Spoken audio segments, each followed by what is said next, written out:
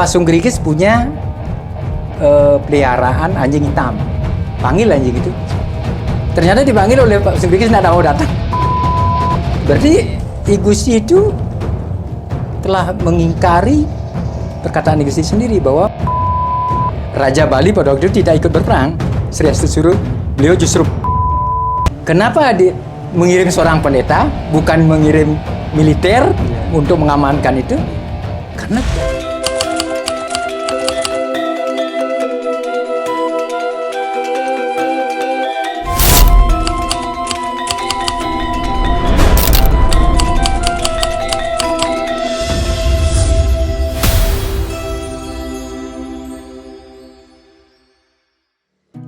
Om Swastiastu. Hai, apa kabar Semeton dan pemirsa semua? Senang sekali hari ini kita bisa ketemu dan ngobrol bersama. Tentu saja di acara Manggis Kuning Podcast. Manggis Kuning Podcast akan membahas masalah sejarah, budaya, adat, dan tradisi yang ada di Bali, khususnya yang kita emban bersama yaitu di Puri-Puri. Dalam podcast Manggis Kuning ini, dari tim produksi telah menyiapkan berbagai topik bahasan, dan salah satunya dalam episode kali ini kita akan membahas tentang keberadaan kita saat ini, yaitu dari Ide Betara Dalem. Dan untuk kali ini kita juga telah kehadiran seorang tamu istimewa. Beliau adalah Ide Anak Agung Gede Mayun SH, dan beliau adalah seorang praktisi yang kredibel di bidang ini. Dan langsung saja dari Puri Nararya yang berada di salah satu sudut kota Denpasar, kita akan membahas masalah ini, dan kita langsung saja menyapa beliau. Om Swastiastu, Anak Agung Gede. Om Swastiastu. Yeah. Jadi sesuai apa yang sudah kita rencanakan dari tim ini, bahwa dalam podcast hari ini kita akan membahas masalah perjalanan Ide Betara Dalem dalam babakan sejarah di Bali, di mana kehadiran beliau mengisi pemerintahan di Bali sampai akhirnya di organisasi kita di sini, yaitu Warih Ide Betara Manggis Kuning, akan ada keterkaitannya tentunya. Ya, jadi puniki itu Gongde minta informasi biar kita paham semua bagaimana kehadiran Ide Betara Dalem sampai akhirnya nyambung ring Ide Betara Manggis Kuning. Ini silakan. Inggih suksma. Inggih titiang matur puniki pertama ini kewentanan Perti Sentana Betara Manggis Kuning. Perti Sentana Betara Manggis Kuning yaitu adalah suatu komunitas pasemetonan yang meyakini komunitasnya itu adalah keturunan dari suatu tokoh yang bergelar Idewo Manggis Kuning. Idewo Manggis Kuning ini adalah salah seorang putra dari Ide Dalem Segening yang bertahta di Bali sejak tahun 1580 sampai tahun 1630. Nah, komunitas ini keberadaannya sekarang sudah menyebar, baik itu di Bali dan di luar Bali. Dalam faktanya hari ini, komunitas ini terdiri dari mereka yang ada di lingkungan Puri-Puri, terutama di Gianyar, dan ada yang berada di luar Puri. Karena dalam sejarahnya komunitas Perti Sentana Ide Betara Manggis Kuning ini generasi keempatnya sempat menjadi raja atau mendirikan kerajaan yang disebut dengan Kerajaan Gianyar, sehingga mereka itu menjadi ahli-ahli waris yang ada, ya puri-puri di Gianyar. Nah, demikian keberadaan mereka pada saat ini. Nah, kalau misalnya Napi Wastane tadi dibilang anggaplah yang pewaris yang keempat nih yang menjadi menjadi cikal bakal lah keberadaan Gianyar. Terus sekarang ada berapa puri nih yang terlibat langsung dalam yang ada di dalam maksudnya? Dalam perkembangannya, ini kan perjalanan sejarah.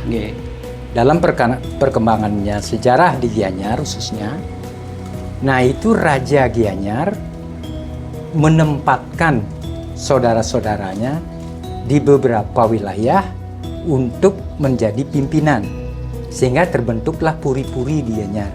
Dan sampai saat ini faktanya puri-puri yang merupakan Pertisentana Ida Batara Manggis Kuning itu berjumlah 16 puri di samping yang ada di luar puri. Nah, ini mereka tersebar juga di luar puri. Nah, demikian keberadaan. Nah, kalau kita tarik makin ke belakang jauh, jadi kan Niki yang pun bagian dari waris Ida Batara Dalam, dan salah satunya yang besar di Gianyar. Nah, kalau kita seperti yang disampaikan tadi, kalau ditarik ke belakang, Punapi pemarginya, sehingga siapa sebenarnya Ida Batara Dalam atau yang pertama mungkin mengisi Bali ini, mungkin bisa disampaikan. Ya. Nah, kalau kita bicara masalah awal mula, jelas kita akan berbicara masalah leluhur. Nah, pertanyaan ini singkatnya ingin mengetahui siapa leluhur Ida Dalam di Bali. Pengertian dalam pada konteks ini adalah raja-raja Bali yang berkuasa di Bali setelah Bali di bawah penaklukan Majapahit tahun 1343. Kalau kita bicara masalah leluhur daripada Bali, dalam Bali sejak 1352, yaitu Ida Dalam Sri Kresna Kepakisan, itu kita bertolak dari leluhur awalnya yang merupakan tokoh sejarah yang sudah diakui ketokohannya dalam sejarah nasional, yaitu tiada lain adalah Dangyang Empu Bradah. Dangyang Empu Bradah ini adalah salah seorang pandita yang hidup pada masa pemerintahan Raja Erlangga, yaitu tahun 1019 sampai tahun 1049. Jadi sebelum Majapahit berarti? Iya, sebelum Majapahit. Ini masih di Kerajaan Kahuripan namanya. Nah, ini leluhur Empu Bradah. Kenapa kita berani mengatakan Empu Bradah itu tokoh sejarah?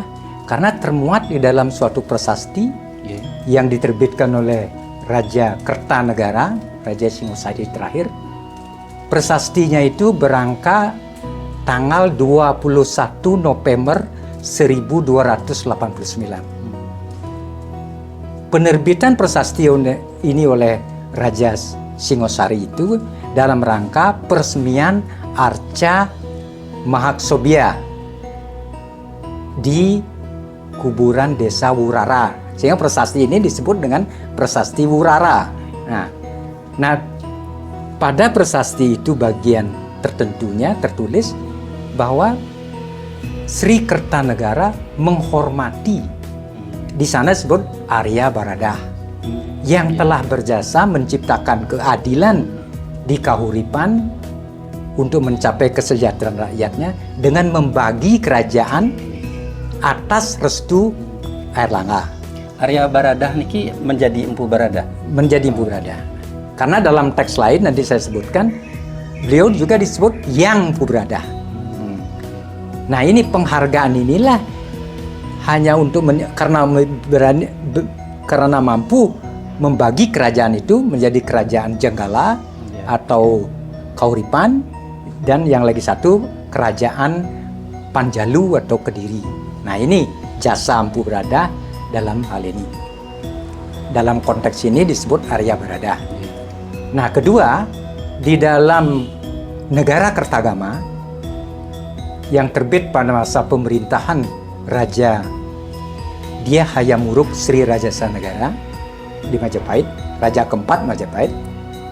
Nah, naskah ini ditulis oleh Prapanca yang berisi jurnal perjalanan kunjungan kerja dari Dyah Hayam-Wuruk Sri Rajasa Negara ke daerah-daerah di Pulau Jawa yang merupakan wilayah kekuasaan Majapahit. Pada teks Negara Kertagama juga ada penghormatan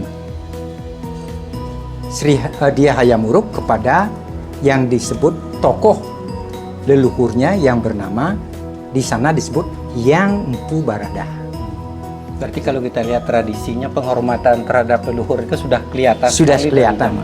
Karena leluhur ini sangat berjasa. Maaf, leluhur ini sangat berjasa dalam membagi kerajaan itu.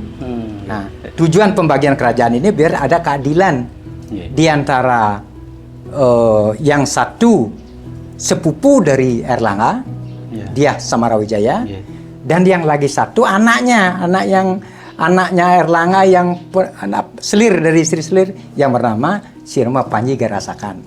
Nah, ini membagi kerajaan ini yang satu di Penjalu, yang satu di Jenggala. Nah itu dua naskah ini telah menyebut adanya tokoh yang bernama Empu Baradah. Kedua naskah ini adalah catatan sejarah yang sangat penting bagi sejarah nasional Indonesia.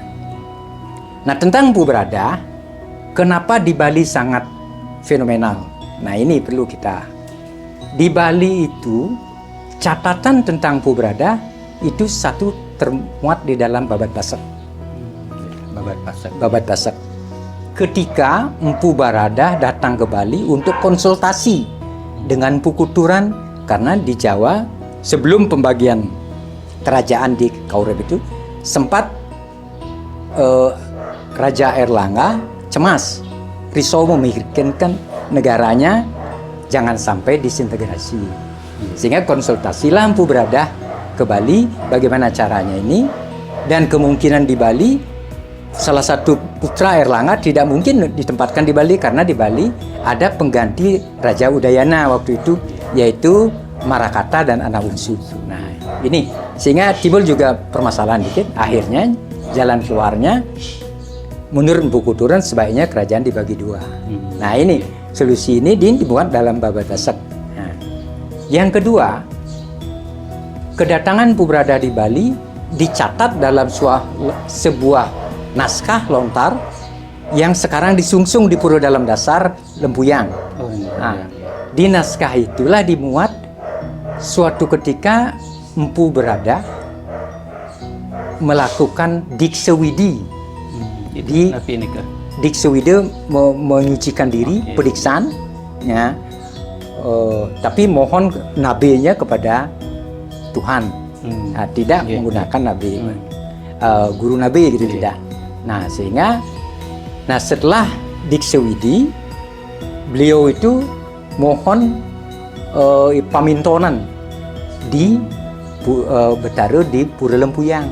Nah, dan menurut keyakinan waktu itu pemintonan itu berhasil, dan pediksaan di Gunung Agung itu telah berhasil, terbukti dari pemintonan yang dilaksanakan oleh Empu Baradah di Lempuyang. Nah, menurut naskah Sulayang Geni namanya itu peminton itu berhasil karena ketika Empu Baradah melakukan pemujaan di Lempuyang, terdengar sayup-sayup suara gente dari puncak Gunung Lempuyang. Nah, itu diperkirakan gente Pangjaya, puja Panjaya yang dirapalkan oleh Betara Yang Geni Jaya. Nah, itu disiratkan turun tirta dari puncak gunung. Nah, menurut tradisi tirta inilah yang tirta ini kemudian menjadi sumber-sumber mata air. Nah, sehingga sumber-sumber mata air ini disebut tirta juga dari bawah. Ada tirta Kamandalu, Tirta Danu Sawang, Tirta Manik Bulan, Tirta Jaga Satru. Nah ini semua yang diyakini masyarakat sekarang sebagai air suci untuk pembersihan. Nah demikian. Di samping itu, Empu Berada itu di Bali banyak ditulis dalam karya sastra. Misalnya penyaduran teks Calonarang. Sudah itu yang teks Calonarang ini sering diwujudkan dalam bentuk seni. Seni drama tari topeng, seni drama tari kolosal Calonarang, dan mungkin seni-seni yang lain. Bahkan ada wayang kulit pun dengan judul Wayang Kulit Calonarang yang menampilkan tokoh Empu Berada. Kalau masyarakat umum kan tahunya Empu Berada ke dalam cerita penyalonarangan saja biasanya. Tapi terima kasih tadi sudah digambarkan. Jadi terutama buat yang baru belajar memahami tentang keberadaan beliau, ternyata sudah panjang sekali dari zaman Kediri. Nah terus nanti terkaitnya malih untuk belakangannya gimana tuh? Ya, begini. Empu Berada, kita bicara masalah leluhur. Jelas kita akan bicara masalah lelintihan, silsilah. Nah di dalam catatan Baba Dalem dan teks Baba Brahmana, itu Empu Berada mempunyai 3 orang putra. Seorang putri, 2 orang putra.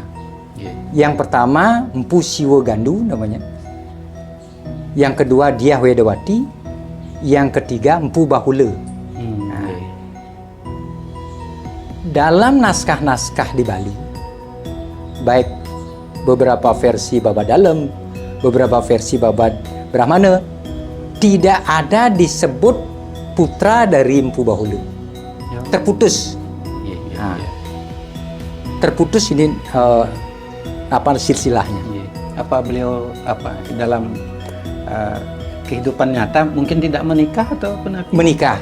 Empu Bahula menikah dengan Ratno Mengali dan dinyatakan mempunyai putra, tapi terputus.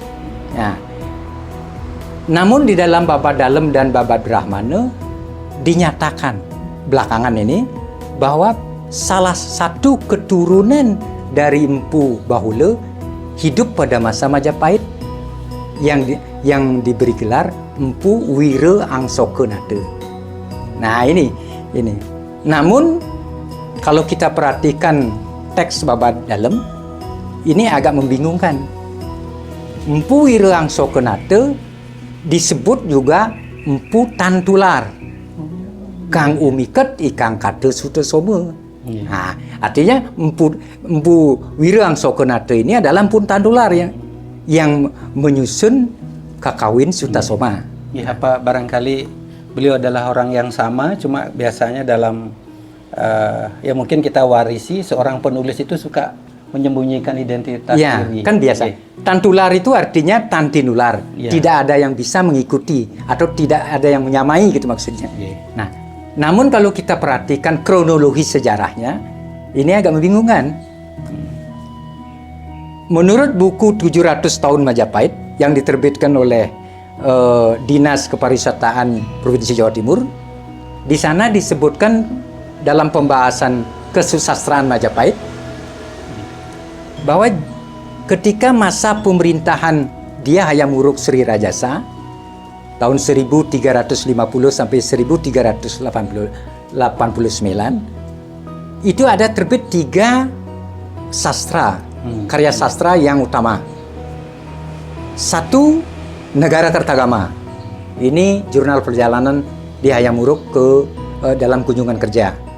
Ditulis oleh Prapanca tahun 1365. 1365. Yang kedua, Kakawin Arjuna Wijaya. Nah, ini ditulis Dangyang Tantular, Empu Tantular, tahun 1379. Masih dekatan waktu. Masih dekat. Sudah itu yang ketiga, baru Kakawin Sutasoma, ditulis juga oleh Empu Tantular tahun 1385. Masih dalam periode yang sama lah nih. Kalau kita perhatikan Baba Dalem, kembali kepada Empu Wira Angsokenata, beliau itu mempunyai putra 4. pertama Dangyang Penawasikan, kedua Dangyang Sidimantra, ketiga Dangyang Semaranata, yang keempat Dangyang Kepakisan. Disebutkan di sana dalam bahwa Dangyang Kepakisan itu hidup pada masa pemerintahan Sang Prabu Kalagemet Sri Jayanegara, Raja kedua Majapahit. Sedangkan menurut ini Baba Dalem yang menyatakan beliau adalah penyusun Sutasoma, itu hidup pada zaman Raja Majapahit keempat, sehingga tidak cocok dia. Nah, ini cucunya, anaknya hidup pada masa zaman Raja Majapahit kedua, yaitu tahun 1309 sampai 1328. Bagaimana punya ayah yang hidup tahun 1300 katakanlah 50 sampai 1389, kan tidak cocok ini. Ayahnya belakangan jadinya kayak gitu. Ya, akhirnya karena data ini kronologisnya tidak tepat, menurut analisa saya bahwa Empu Wiro Angsokenata itu paling tidak hidup pada masa awal Majapahit.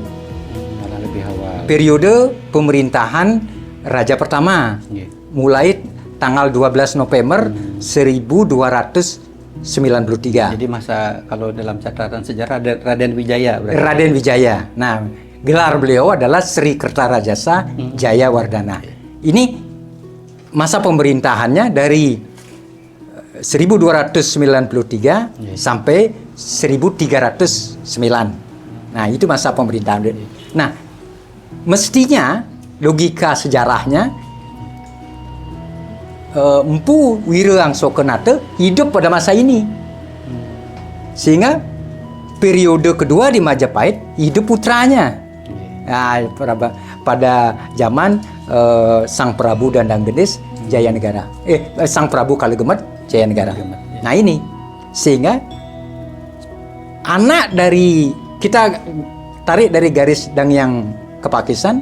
Dangyang Kepakisan itu mempunyai putra yang lahir dari, dibilang dalam Baba Dalem, seorang bidadari. Nah, mungkin Melinta Cantik kan kias, karena babad itu di Bali kan karya sastra, sehingga ada kiasan-kiasan di sana. Tetapi harus dibongkar kiasan itu. Nah, itu dia punya Dangyang Kepakisan punya anak bernama Dangyang Soma Kepakisan. Ini diperkirakan hidup pada awal pemerintahan periode pemerintahan Raja Majapahit ketiga, yaitu Sang Ratu Tribuana Tunggadewi. Ini yang wanita. Ya, yang wanita ini ya, mulai bertakhta beliau 1328 sampai 1350. Nah, selama 22 tahun. Nah, ini Dangyang Soma Kepakisan inilah melahirkan putra 4. Ide Wayan, Ide Made, Ide Nyoman perempuan, Ide Ketut. Nah, sebentar dulu. Ya. Karena ada menyebutkan nama Ide Wayan, Ide Made, apa barangkali nama-nama Bali yang sekarang kita warisi juga awalnya dari karena ini teks ini kan dibikin di Bali. Sehingga dipakailah sistem kekerabatan Bali. Nah, apa saat itu di sana menggunakan istilah lain, kita tidak tahu karena tidak ada data pembanding tentang ini. Nah, Baba Brahmana juga menyatakan demikian. Nah, sehingga itulah kita pakai dulu pegangan itu. Nah, sudah itu sampai di sana dulu. Nah, sekarang kita ceritakan kondisi di Bali. Di Bali pada waktu itu tahun 1333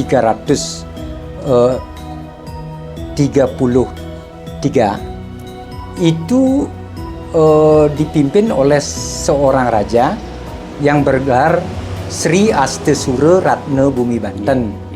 Raja ini berkeraton di Bedahulu, sehingga beliau itu dikenal oleh masyarakat dengan Dalem Bedahulu. Sedangkan Sri Astesura ini sebenarnya menurut naskah tradisi di Bali mempunyai sebutan lain juga. Sri Gajah Waktra, Sri Gajah Wahana, Dalem Batu Ireng, Dalem Tapu Ulung. Nah, ini sebutan-sebutan lain tergantung daripada sudut pandang penulis masing-masing. Teks-teks. Nah, ketika tahun 1334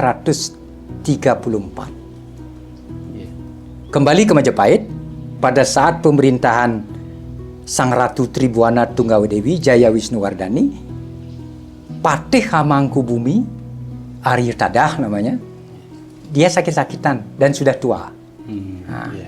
Akhirnya menyampaikan kepada Sang Ratu bahwa dia ingin mengundurkan diri, meletakkan jabatan.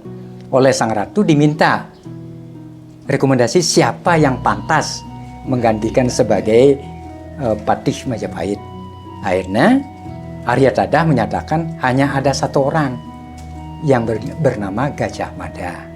Nah, jadi Gajah Mada lahirnya pada pemerintahan sebelumnya Jayanegara. Gajah Mada itu sudah mengabdi di Majapahit pada saat Raja kedua. Dia namanya belum kuat mungkin. Belum, ya. Waktu itu dia sebagai ketua pasukan Bayangkara, pasukan khusus Majapahit. Nah, itu. Nah, pada saat itu, lalu tahun 1334, Gajah Mada dilantik oleh Sang Ratu Tribuana menjadi Rakrian Mapatih Sang Amangkubumi namanya. Artinya, ini zaman sekarang setara jabat ini dengan Perdana Menteri, kepala pemerintahan. Raja kan kepala negara. Bukan panglima. Bukan. Angkatan. Bukan. Nah, dulu itu di Majapahit ada jabatan eksekutif setingkat menteri sekarang. Itu ada Sangamanca Negara namanya. Ada Patih, ada Demung, ada Tumenggung, ada Penyarikan, dan ada Jururaksa istilahnya, pertengahan sekarang. Nah ini Rakrian Mapatih inilah Perdana Menteri, Demung ini Menteri Dalam Negeri, Tumenggung Menteri Luar Negeri, Kanuruhan Sekretariat Negara kan begitu. Ya ini Menteri Keuangannya. Ini 5 ini yang megang peranan di tingkat jabatan tertinggi eksekutif saat itu. Nah selanjutnya pada saat pelantikan itu Gajah Mada menyampaikan gagasan politiknya yang akan dicanangkan dalam pemerintahan selanjutnya menjadi program negara, garis haluan negara gitulah GBHN. Nah di dalam program politik itu dia menyampaikan bahwa dia ingin menyatukan wilayah Nusantara di bawah Panji Majapahit. Kalau setelah berhasil bersatu itu, barulah Gajah Mada akan amukti palapa. Oh, itu yang disebut dengan Sumpah Palapa. Makanya disebut dengan Sumpah Palapa. Ini Gajah Mada terkenal ini. Karena ketika dia menyampaikan itu ketawa semua di sana. Itu omong kosong gitu. Ya. Karena Majapahit kan belum artinya konsolidasinya belum bagus. Tapi Gajah Mada bersikeras. Nah, akhirnya dia buktikan itu dengan menaklukkan penguasa-penguasa daerah-daerah yang ada di seluruh Nusantara. Tahun 1343 Bali ditaklukkan. Perwira-perwira Bali yang sangat terkenal sakti-sakti kalah semua, tunduk oleh Majapahit. Termasuk Perdana Menteri Rakrian Mapatih Pasungkrigis tunduk.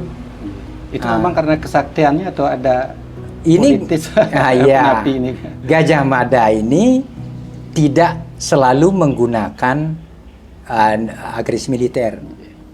Ketika kemungkinan adu kekuatan akan kalah, dia akan menggunakan akal. Nah, seperti mengalahkan Rakrian Pasungkrigis, Patih ini. Dia tidak mungkin akan menghadapi itu Gajah Mada. Makanya dia pakai akal.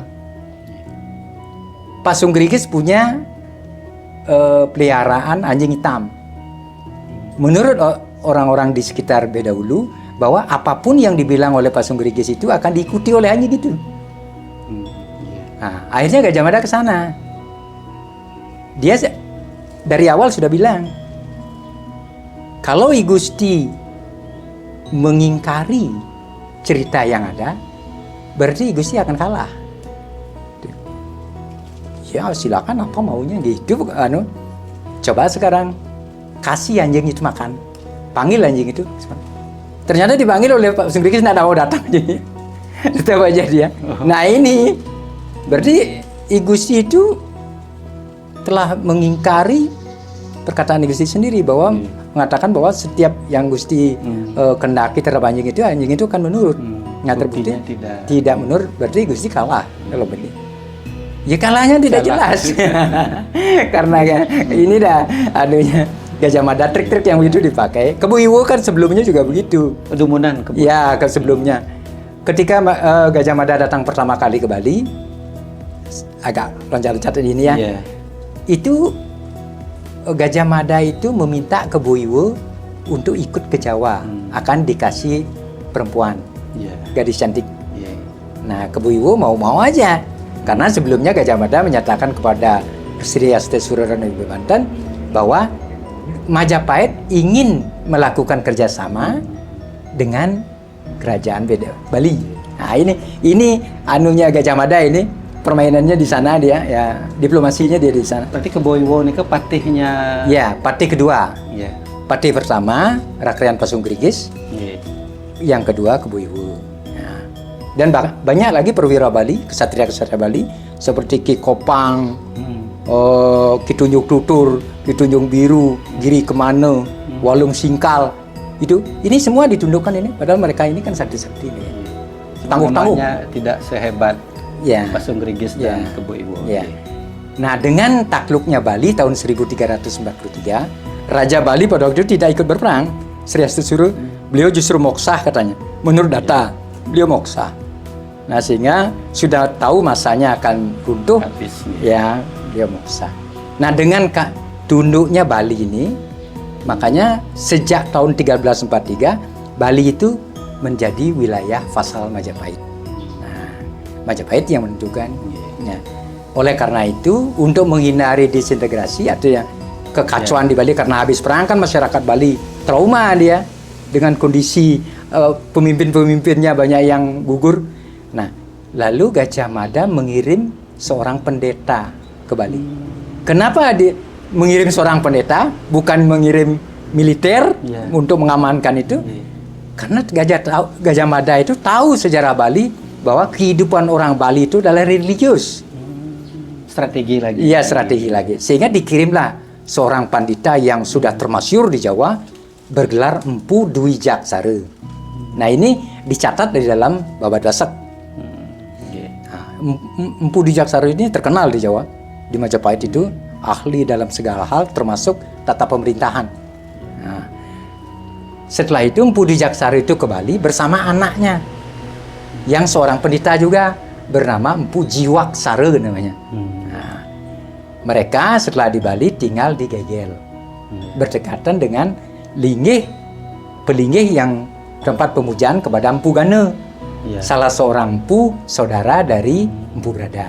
Nah, ini yang pernah datang ke Bali zaman Dharma Udayana Warmadewa. Nah, lama-lama juga belum ada yang pemimpin definitif di Bali. Akhirnya Empu Jiwaksara menemui Gajah Mada di Majapahit. Bagaimana ini kelanjutan tentang nasib di Bali, karena kok sudah lama sekali dari tahun 1343 sampai dengan tahun 1350 belum ada pemimpin. Berarti itu kan sudah 7 tahunan tidak ada.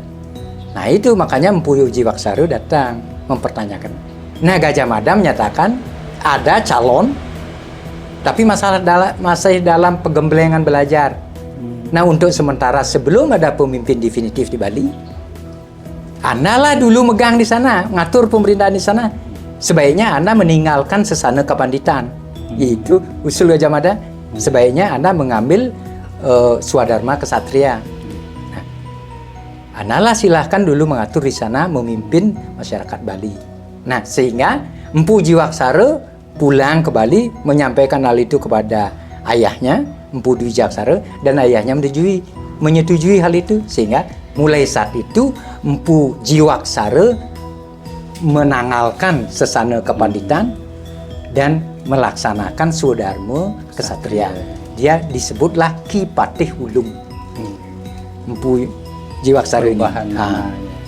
Oleh masyarakat, karena ternyata pendekatan Ki Patih Wulung ini bagus, sehingga dia mendapat simpati dari masyarakat Bali.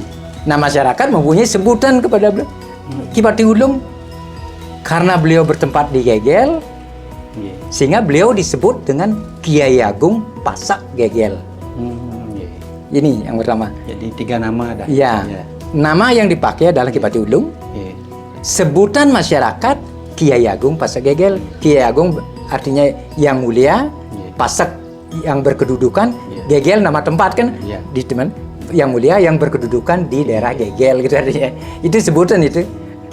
Nah, putra dari Ki Pati Ulung Kiai Sumaranate juga diberikan sebutan ini Kiai Agung Pasak.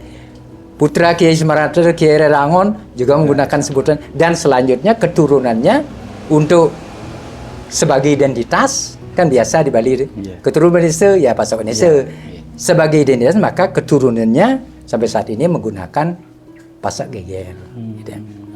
Yang dianggap sebagai atau sebutan penghormatan klan ya klan, tertentu. jadi sebutan klan itu sebutan terah ya. Nah, kembali kita kepada kondisi di Bali.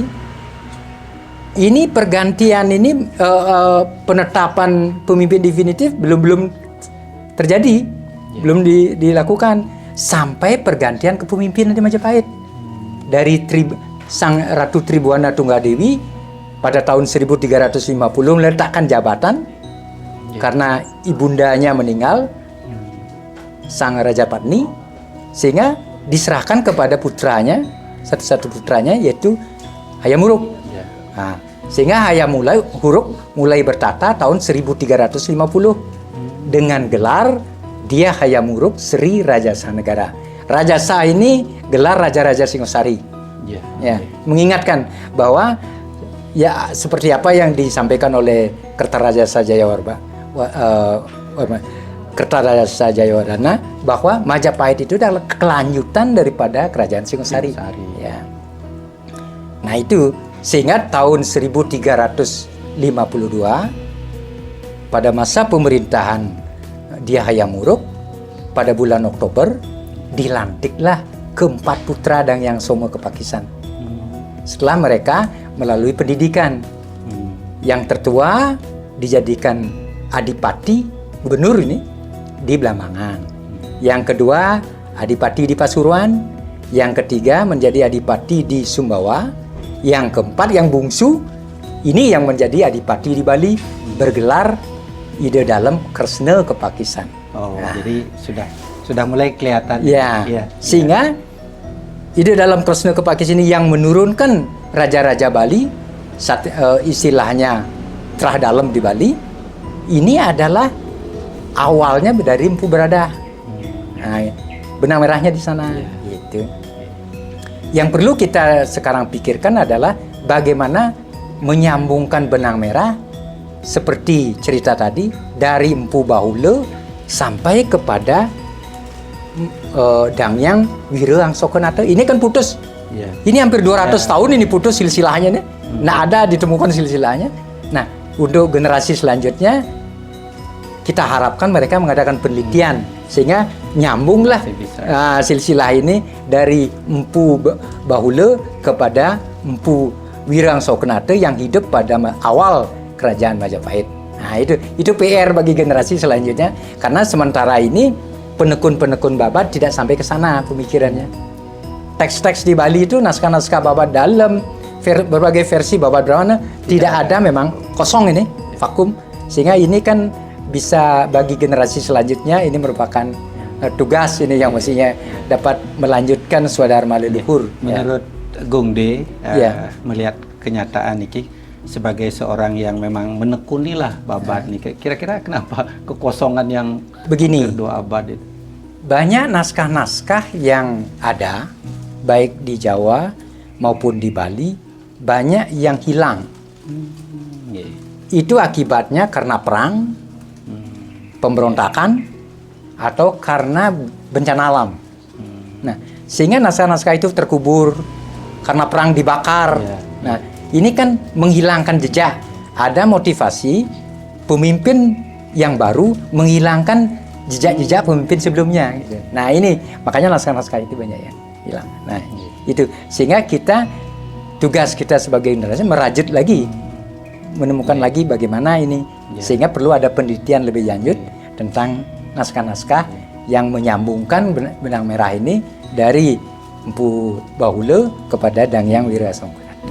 Nah, tadi kan ada 4 kandidat yang digodok lah di Majapahit untuk memimpin di Blambangan dan lain sebagainya sampai di Bali si anak terkecil niki si bungsu niki nggih. Yang ini yang akan menjadi sampai sekarang anggaplah begitu nggih diyakini sebagai ide dalam yang memimpin Bali dan nggih. Terus di mana beliau waktu di Bali niki? Nah, nggih.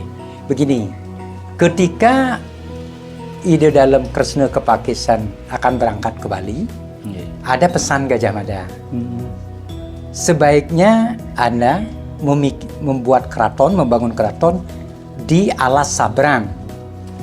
Alas itu, di hutan itu pernah kami pakai waktu menaklukkan Bedahulu. Pusat konsentrasi perkemahan perwira Majapahit sebelum menyerang Bedahulu itu di Alas Sabrang ini. Sabrang ini kan apa? Nama tanah mana? Ya, Alas Sabrang. Itu udah kita belum mungkin di seberang atau apa gitu, ya. Banyak penafsiran dan interpretasi dalam hal ini, tapi kita belum temukan apa namanya maknanya yang kata Sabrang itu. Nah, oleh karena itu maka ide dalam Kresna Kepakisan setelah di Bali membangun keraton di Alas Sabrang. Dan setelah terbangun infrastruktur kota, keraton dengan lingkungannya itu, maka inilah disebut Raja Samprangan. Sabrang itu menjadi Samprangan ya. Oh, ya ada perubahan apa ya? Ya hukum bahasa lah hukum bahasa. Dari Sabrang menjadi kota yang Raja Samprangan. Nah, Samprangan. Hal ini termuat di dalam prasasti Pasak Gegel. Jelas menyatakan bahwa begitu bagaimana perjalanan beliau ke Bali, turun di Rangkung disebut Pantai Lebih. Ke utara beliau berangkat ke Ngagre Pusiro. Naik ke utara, jalannya kan agak naik. Sudah itu ke kanan sampailah di Alas Sabrang. Ada Alas Sabrang ini pada faktanya sekarang daerah Samprangan itu, desa Samprangan itu dibatasi oleh dua sungai. Yang di timur itu Sungai Sangsang, masih ada. Yang sebelah barat Sungai Cangkir, masih sampai sekarang. Nah ini di antara dua sungai. Di antara dua, memang sengaja dibikin areal keraton itu biar berada di antara sungai.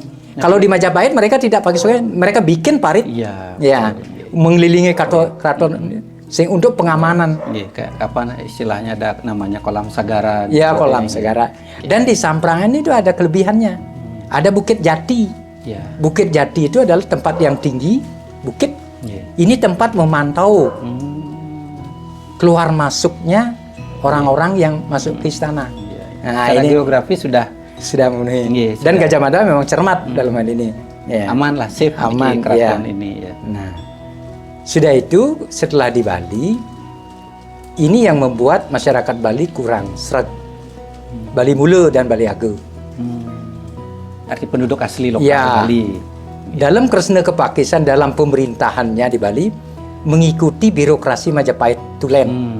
Sehingga di sana ada Sang Amanca Negara, di sini bikin Sang Amanca yang dijabat oleh orang-orang Jawa, para Arya ini. Misalnya Rakrian Mapatih dijabat oleh Arya Kepakisan. Rakrian Demung dijabat oleh Arya Wangbang Pinatih. Rakrian Tumenggung dijabat oleh Sirarya Kutuwaringin. Nah ini kan orang-orangnya. Sedangkan penyari kan Kanuruhan, Arya Kanuruhan dari Jawa. Yang terakhir, nah ini Menteri Keuangan ini benar ini dijabat oleh Kiai Agung Pasak Gegel. Oh, ini masih ada orang lokalnya. Ada, tapi dari Majapahit juga. Dari Majapahit juga, sebelumnya. Nah ini sehingga menimbulkan kecemburuan. Sehingga sempat mereka bergolak, tidak menuntut, tidak puas. Desa-desa yang di pegunungan itu disebut Bali Mula dan Bali Age. Tetapi awalnya dalam Kresna Kepakisan menggunakan represif. Tindakannya diperangin, mendatangkan pasukan dari Jawa di bawah pimpinan Sirarya Gajapara. Tapi setelah itu lagi muncul gerakan. Nah sampai dalam Kresna Kepakisan mohon petunjuk Gajah Mada. Nah Gajah Mada lah memberi petunjuk. Nah itu dalam dalam implementasi pemerintahan, baik itu kelembagaan, harus menyertakan orang Bali dan mengikuti tradisi, menghormati tradisi-tradisi di Bali seperti piodalan, yadnya di pura-pura Kayangan Jagat, Sat Kayangan. Ini harus dilakukan. Orang Bali sudah melakukan itu sebelumnya kan sudah seperti Bisake kan. Ini tidak kelihatannya dalam Krishna Kepakisan tidak memperhatikan hal itu. Nah, ini juga salah satu indikator mereka melakukan gerakan perlawanan. Nah, itu. Nah, setelah dalam mengerti, paham, beliau melakukan pendekatan kepada tokoh-tokoh ini dan mulailah aman itu di Bali. Pemerintahan beliau tidak diganggu lagi dan mereka bersinergi artinya berkolaborasi dalam pemerintahan dalam di Bali. Tapi masyarakat Bali Mula atau Bali Aga atau apa istilah-istilah yang lain tetap punya kekuasaan sendiri juga nih. Punya tetap di daerahnya masing-masing tetap. Di samping itu dalam mereka kebanyakan menjadi petugas pelaksana. Artinya tenaga pelaksana di bidang pemerintahan yang langsung menyentuh kepada kehidupan masyarakat. Nah, ada nama lokal yang muncul di Kinten di dalam catatan sejarah lah, anggaplah begitu. Kepemimpinan tetap dipegang oleh beliau seperti di Tamburiang, misalnya Ki Kayuan, Ki Badengan yang begitu-begitu ya. Di dalam pemerintahan juga mereka diminta menduduki jabatan-jabatan tertentu. Jadi harmonis sudah harmonis saat ya. itu. Ya, mulai sejak itu dengan mereka mau kerjasama sehingga harmonis, sehingga pemerintahan setengah dari pemerintahan ide dalam Krishna Kepakisan menjadi stabilitasnya dapat terjamin gitu di Bali ya. Ya, terus itu kelanjutannya pun Napi malih niki. Niki. Nah, saya terasa Napi ikut terlibat dalam suasana yang seolah-olah ada di dalamnya niki. Ya. Nah, kita bicara sekarang masalah pelelintihan. Pelelintihan itu berawal dari para putra ide dalam Krishna Kepakisan. Si anak bungsu niki. Nah, ya. Dalam Krishna Kepakisan menurut Baba Dalem itu punya istri 2. Yang pertama itu bernama I Gusti Ayu Tirta, putri daripada Arya Gajahbaru. Dalam hal ini kita kan tidak melihat dari satu perspektif Baba Dalem. Kita cek Baba Arya Gajahbaru karena disebut Baba Arya Gajahbaru punya putri, benar nggak kan gitu?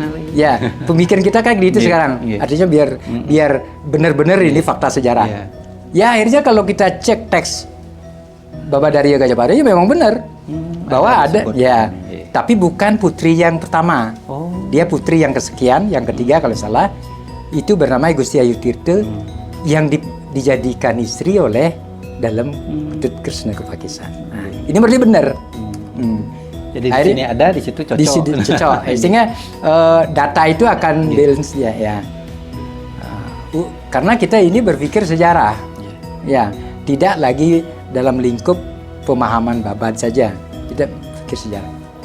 Nah, setelah itu dari I Gusti Ayu Tirta dalam Krishna Kepakisan punya anak 4. Yang tertua I Dewa Samprangan, yang kedua I Dewa Tarukan, yang ketiga perempuan I Dewa Yusobawu disebut, yang keempat I Dewa Ketut. Karena yang keempat ini hobinya jalan-jalan, tamasya, keliling gitu kerjanya, sehingga dia disebut ngulesir jalan-jalan, sehingga disebut oleh masyarakat Idewa Ketut ngulesir. Gitu. Menurut Baba Dalem. Nah. Ada lagi disebutkan di babad yang lianan? Enggak, baru ini aja nemunya. Ini Baba Dalem kita cek juga dari Babad Brahmana. Karena ini hampir hampir sama, naskahnya sama ya, itu sama ya. Nah, yang kedua istrinya dari putri Arya Kutowaringin. Nah, yang bernama I Gusti Ayu Kutowaringin. Gusti Ayu Kutowaringin ini melahirkan seorang putra bernama Idewo Tegal Besung. Nah, sekarang Warih Idewo Tegal Besung ini terhimpun dalam suatu organisasi yang disebut Manca Agung. Sekarang pada aktif sekali. Iya, aktif ya. lain dari babad itu. Babad dalam tidak menyebut, babad yang lain juga tidak menyebut. Tetapi ada naskah bernama Usana Jawa. Ya, pernah dengar. Nah, Usana Jawa. Sebenarnya dua naskah, Usana Jawa dan Prasasti Pasakto Jiwa. Ini menyebut bahwa dalam Kresna Kepakisan punya istri lagi dari seorang Brahmani. Brahmani, beda. Brahmani itu cewek maksudnya.